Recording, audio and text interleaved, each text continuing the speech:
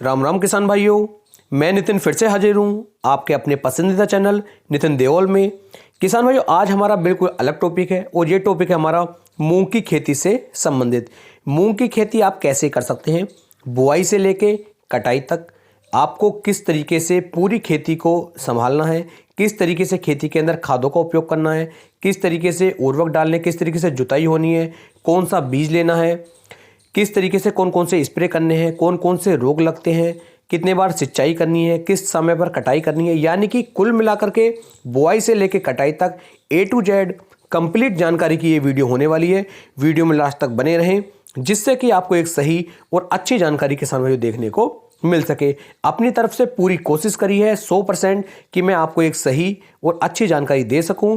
Video को ज़्यादा से ज़्यादा शेयर करें, अपने भाई के चैनल को सब्सक्राइब करें जिससे कि ज़्यादा संख्या में किसान भाई हमसे जुड़ सकें और उन्हें भी बहुत अच्छी अच्छी जानकारियां प्राप्त होती रहें। यदि वीडियो पसंद आए तो नीचे कमेंट सेक्शन में ज़रूर बताएं और अगली खेती की आप संपूर्ण जानकारी की वीडियो यानी कि बुआई से लेके कटाई तक की जानकारी की वीडियो आप किस खेती की चाहते हैं उस खेती का नाम नीचे बता सकते हैं। आपको अगले 4 से लेकर 5 दिन के अंदर कंप्लीट जानकारी की वीडियो भी दी जाएगी। लेकिन किसान भाई, जो हमारी कंप्लीट वीडियो होती है ये थोड़ी बड़ी हो जाती है, तो इसलिए आप समय के लिए मुझसे ना कहें कि आप थोड़े समय में वीडियो बना करके दें, क्योंकि कम से कम 10 मिनट की वीडियो बनती ही है जिसमें हम कंप्लीट जानकारी अच्छी तरीके से आपको समझा पाएँ। तो चलिए शुरू करते हैं। आज की हमारा टॉपिक है मूंग की खेती बुआई से लेके कटाई तक। सबसे पहले किसान भाइयों बात कर लेते हैं कि बुआई के समय की, कि बुआई का सबसे सही और सटीक समय मूंग की खेती के लिए क्या रहता है। तो जैसे इस समय पर हमारा फरवरी चल रही है, तो फरवरी का जो हमारा लास्ट वीक का मतलब ये है जो आज की डेट में यदि आप मूंग की बुआई करते हैं और आज की बुआई से लेकर के जो हमारा मार्च है, पूरे मार्च आप इसकी बुआई कर सकते हैं। बहुत सही और सटीक समय मैं आपको बता रहा हूं, यानी कि 25 फरवरी से लेकर के पूरे मार्च तक आप यदि मूंग की बुआई कर लेते हैं तो ये बिल्कुल सही और उचित समय मूंग की बुआई के लिए किसान भाइयों रहता है। यदि आप मूंग की बुआई लेट करते हैं तो बुआई लेट भी हो जाती है, कोई दिक्कत नहीं है, लेकिन उसका उत्पादन अच्छा नहीं निकल पाता है। बाद में बरसात का मौसम आ जाता है तो हम उसकी कटाई समय से नहीं कर पाते हैं, तो वहां पर किसान भाइयों आपको कुछ नुकसान देखने को मिल सकता है। अब बात कर लेते हैं किसान भाइयों, हमें अपनी जब मूंग की बुआई हम करते हैं तो मूंग की बुआई करते समय बुआई में दूरी हमें कितनी रखनी चाहिए। तो लाइन से लाइन की दूरी जो है किसान भाइयों आपको 30 सेंटीमीटर रखनी चाहिए और पौधे से पौधे की दूरी 10 से लेके 12 सेंटीमीटर के आसपास रखनी चाहिए। साथ ही साथ बात कर लेते हैं गहराई की, तो 4 सेंटीमीटर के आसपास आपका मूंग का जो बीज होना चाहिए वो 4 सेंटीमीटर के नीचे पहुंचना चाहिए, इससे ज़्यादा गहराई में आप ना पहुंचाएं। इसके साथ अब किसानों में बात कर लेते हैं बुआई में हमें बीज कितना डालना चाहिए, यानी कि बीज हमें प्रति एकड़ कितना लेना चाहिए जिससे कि हमें अच्छा उत्पादन मिल सके। तो लगभग आपको 9 किलोग्राम प्रति एकड़ के हिसाब से जो हम मूंग बोएंगे वो हमें बीज लेना चाहिए, यानी कि 9 किलोग्राम प्रति एकड़ के हिसाब से आपको बीज लेना है और तब इसकी बिजाई अपने खेत के अंदर करनी है। साथ किसान भाइयों अब बात करते हैं बीज उपचार की। बिना बीज उपचार करे आपको मूंग की खेती नहीं करनी है। मूंग की खेती हो या फिर आपकी अन्य कोई भी खेती हो, आपको उसका जो भी बीज हो उस बीज को बीज उपचारित करने के बाद यदि आप बोएंगे तो आपके खेत के अंदर किसी भी तरह की फफूंद नहीं लगेगी, फंगस नहीं लगेगी, कीटों का अटैक नहीं होगा। तो इससे आपको काफ़ी ज़्यादा जो आपका उत्पादन होगा वो 15 से लेकर 20% तक बढ़ जाता है। तो आपको जो इसका बीज उपचार करना है वो कैसे करना है उसके लिए मैं आपको बता देता हूं। अब जो है बीज का उपचार कार्बेंडाजिम 12% और मैनकोजेब 63% से जो हमारा साफ फंगीसाइड आता है, या फिर आप किसी और कंपनी का भी आपको कार्बेंडाजिम 12% या मैनकोजेब 63% मिल जाता है तो उससे भी आप बीज उपचारित कर सकते हैं। 2 ग्राम आपको कार्बेंडाजिम मैनकोजेब लेना है और 1 किलोग्राम बीज को इससे उपचारित करना है। तो ये सबसे अच्छा तरीका है बीज को उपचारित करने का। साथ ही साथ आपको अपना खेत जब आप तैयार कर रहे होते हैं उस समय पर ट्राइकोडर्मा का उपयोग अपने खेत के अंदर अवश्य करें। यदि आप ट्राइकोडर्मा का उपयोग अपने खेत के अंदर कर लेंगे तो आपको लंबे समय तक आपके खेत के अंदर किसी भी तरह की कोई फंगस नहीं लग पाएगी। तो ट्राइकोडर्मा का उपयोग भी आखिरी जुताई से पहले आपको कर लेना चाहिए। यदि आप बीज को जो है कीटनाशक से भी उपचारित करना चाहते हैं तो ये भी एक सही डिसीजन होगा, एक सही तरीका होगा, क्योंकि यदि आप फंगस से भी अपने फंगीसाइड से भी अपने बीज को उपचारित कर लेते हैं और कीटनाशक से भी बीज को उपचारित कर लेते हैं तो लंबे समय तक आपके खेत के अंदर ना ही तो फंगस लग पाएगी और ना ही कीटों का अटैक लग पाएगा। तो यदि आप बीज का उपचार कीटनाशक से भी करना चाहते हैं तो 4 ml प्रति किलोग्राम बीज के हिसाब से आपको क्लोरोपेरिफास जो हमारा 20% इसी फॉर्म में आता है इसे आपको ले लेना है और इसका स्प्रे अपने बीज के ऊपर करके इसे छोड़ देना है। लगभग 1 घंटे के बाद आप इसका उपयोग जो है फिर बुआई के लिए कर सकते हैं।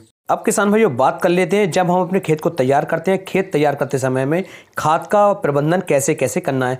तो लगभग किसान भाइयों 4 से लेके 5 ट्राली जो गोबर की सड़ी हुई कंपोस्ट खाद होती है, इसे डाल करके आपको अपने खेत को तैयार कर लेना है। बाद में किसान भाई जब आप अपने बीज की बुआई कर रहे हैं, उस समय पर जो हमें खाद डालने हैं, कौन कौन से खाद डालने हैं, उसके बारे में आपको बता दूं तो आपको यूरिया की मात्रा लगभग 18 किलोग्राम प्रति एकड़ के हिसाब से लेनी है। साथ में जो हमारा सिंगल सुपर फास्फेट आता है, या आप किसी भी कंपनी का ले लीजिए, अच्छी कंपनी का होगा तो ज़्यादा बेटर रहेगा, जिसमें फार्मूले के रूप में आता है, जिसमें जिंक भी मिल जाती है, आपको कैल्शियम भी मिल जाता है और एसएसपी तो मिलती है। इसकी मात्रा आपको लेनी है 100 किलोग्राम प्रति एकड़ के हिसाब से। और साथ ही साथ किसान भाइयों आप सागरिका, बायोविटा, धनजाइम गोल्ड या फिर अन्य किसी भी ग्रोथ प्रोमोटर में से 8 से लेकर 10 किलोग्राम प्रति एकड़ के हिसाब से आप इसका इस्तेमाल भी कर सकते हैं। यानी कि सागरिका की बात करूं तो 10 किलोग्राम सागरिका भी आपको लेनी चाहिए। तो बुआई करते समय आपको 18 किलोग्राम यूरिया, एसएसपी 100 किलोग्राम और सागरिका 10 किलोग्राम लेनी है। और इन सबको खेत में डालने के बाद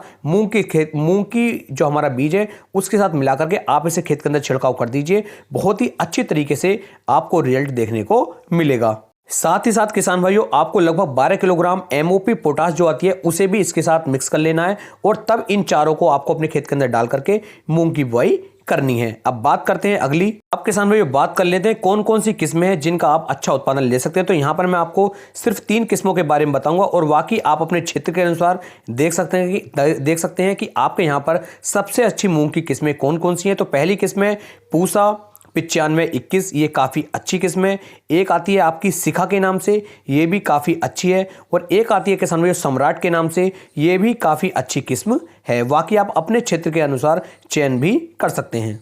अब बात करते हैं किसान भाइयों अपनी फसल की हमें निराई गुड़ाई और खरपतवार को किस तरीके से कंट्रोल में लाना है। तो कोशिश करें कि किसी भी खरपतवार नाशी का आपको उपयोग ना करना पड़े। निराई गुड़ाई से यदि काम चल जाता है वो सबसे अच्छा तरीका रहता है। यदि पहली निराई गुड़ाई की बात करूं तो लगभग जब आपकी फसल 20 से लेके 25 दिन के आसपास की होती है, उस समय पर आपको निराई गुड़ाई अपनी फसल की करनी चाहिए। यदि दूसरी निराई गुड़ाई की बात करूं तो जब आपकी फसल लगभग 45 से लेकर 50 दिन के आसपास की होती है, उस समय पर किसान भाइयों आपको दूसरी निराई गुड़ाई अपनी मूंग की फसल की करनी चाहिए। यदि आप निराई गुड़ाई करके अपने खेत के अंदर से खरपतवार खत्म नहीं करना चाहते हैं तो किसान भाइयों आप फ्यूजीफिलक्स का जो आता है इसे आप ले सकते हैं, और इसकी मात्रा 400 ml प्रति एकड़ के हिसाब से लेकर के आप इसका स्प्रे कर सकते हैं, जिससे लगभग सभी खरपतवार बड़े आसानी के साथ खत्म हो जाते हैं। किसान भाइयों बात कर लेते हैं सिंचाई की, कि सिंचाई हमें किस किस समय पर कितनी सिंचाइयाँ मूंग की फसल के लिए आवश्यक रहती हैं। वैसे तो लगभग किसान भाई कहते हैं कि 1 या 2 सिंचाई कर दीजिए, उसी में काम हो जाता है। कुछ किसान भाई 1 ही सिंचाई भी करते हैं, लेकिन यदि बिल्कुल सही और अच्छा उत्पादन आपको मूंग की फसल से निकालना है तो एक सिंचाई तो आपको बुआई के समय पर करनी चाहिए, और बुआई से लगभग जब आपकी फसल 25 से लेकर 30 दिन के आसपास की होती है, एक सिंचाई आपको उस समय पर करनी चाहिए, और दूसरी सिंचाई से लगभग 15 दिन के बाद आपको तीसरी सिंचाई मूंग की फसल की करनी चाहिए। इससे आपकी जो पैदावार होगा, आपका जो उत्पादन होगा, ये कम से कम 15% तक बढ़ जाएगा। कभी कभी किसान भाइयों जो हमारी मूंग की फसल होती है उसका जो आपने बीज का चयन किया है, यदि वो ज़्यादा लंबी अवधि का यानी कि ज़्यादा समय में पकने वाली आपकी किस्म है, तो हो सकता है उसमें आपको 4 पानी की आवश्यकता भी पड़ सकती है।